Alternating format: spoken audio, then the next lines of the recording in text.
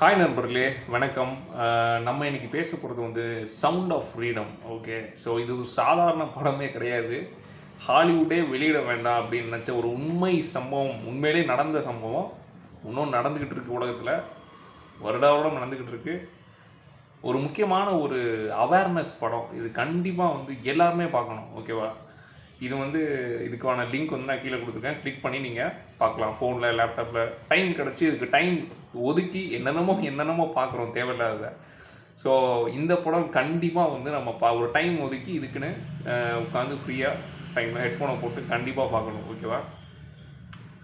முதல்ல நம்ம சில நிமிஷம் படம் ஆரம்பிச்சதுக்கப்புறமே புரியும் இது வேறு மாதிரி படம், இது உண்மையிலே நடந்தது அப்படின்னு. இன்னும் நடந்துக்கிட்டு இருக்குது. ஸோ கதை சொல்ல மாட்டேன், ஆனால் கண்டிப்பாக ஸ்பாயிலர்லாம் சொல்ல மாட்டேன். உங்களுக்கு கூஸ் பம்ப்ஸ் கண்டிப்பாக வரும் படம் பார்க்கணும்.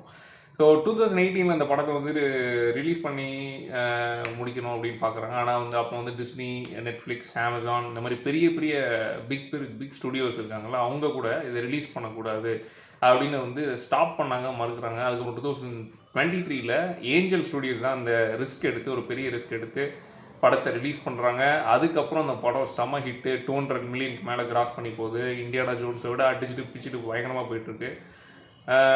ஆனால் அதுக்கு படம் ரிலீஸ் பண்ணதுக்கப்புறமும் கூட பெரிய பெரிய தேட்டர்ஸில் ஏசி ஆஃப் பண்ணுறது, லைட் ஆஃப் பண்ணுறது, படத்தை ஷோவை கேன்சல் பண்ணுறது, டிக்கெட் எடுத்தும் ஷோவை கேன்சல் ஆகுறது, இந்த மாதிரி பிரச்சனைலாம் பண்ணியிருக்காங்க. படம் ரிலீஸ் பண்ணதுக்கப்புறம் படம் தேட்டரில் ஓடிக்கிட்டு இருக்கு. 2023 ஓடிக்கிட்டு இருக்கிறதுக்கு அப்புறமும் கூட நிறைய பெரிய பெரிய நியூஸ் மீடியா சேனல்ஸில் ரிவ்யூ என்ன எழுதுறாங்கன்னா கேவலமாக கழிவு ஊற்றுறாங்க. ஸோ ஆனால் வந்து இந்த படம் கழிவு ஊற்றக்கூடிய ஒரு படமே கிடையாது. அதாவது கெட்டவங்களுக்கு வந்து இந்த படம் பிடிக்கலை அப்படின்னு தான் அதான் உண்மை. நல்லவனாக இருக்குன்னு வந்து இந்த காலத்தில் வந்து எவனுமே பிடிக்காது நல்லவனாக இருந்தால் அப்படிங்கிற ஒரு காலம் தானே இருக்குது. பேஷன் ஆஃப் கிரைஸ்டில் வந்து நம்ம ஜிம் கேபிசல் நடிச்சிருக்காரு. அவரே தான் வந்து இந்த படம் நடிச்சிருக்காரு. இந்த படத்தில் செம்ம ரியலிஸ்டிக்காக சூப்பராக எமோஷனலாக நடிச்சிருப்பார். பயங்கரமாக இருக்கும் படம். என்டர்டெயின்மெண்ட் படமே கிடையாது. இது ஃபுல்லி விழிப்புணர்வு படம். நம்ம எல்லாருமே பார்க்க வேண்டிய படம். அது அவேர்னஸ் படம். ஓகேவா? ஸோ இந்த படம் முடிஞ்சதுக்கப்புறம் கொஞ்ச நேரம் நீங்கள் சைலண்ட் ஆகிடுவீங்க. ஒரு 10 நிமிஷம் ஒரு 20 நிமிஷம் இந்த படம் அப்படியே ரெசனேட் ஆகும். அட பாவி, இதெல்லாம் ஒரு வழக்கமாடா அப்படிங்கிற மாதிரி உங்களுக்கு தாட் ஓடிக்கிட்டு இருக்கும்.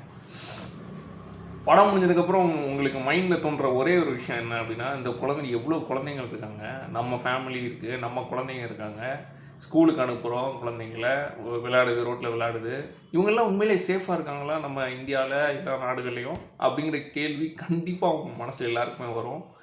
கண்டிப்பாக இது ஒரு மஸ்ட் வாட்ச் படம். ஓகேவா? ஓகே, நெக்ஸ்ட் வீடியோவில் பார்ப்போம். படம் பார்த்தவங்க எப்படி இருந்தது அப்படின்னு கமெண்ட்டில் சொல்லுங்கள். சப்ஸ்கிரைப் பண்ணுங்கள் கைஸ், லைக் பண்ணுங்கள். see you in the next video.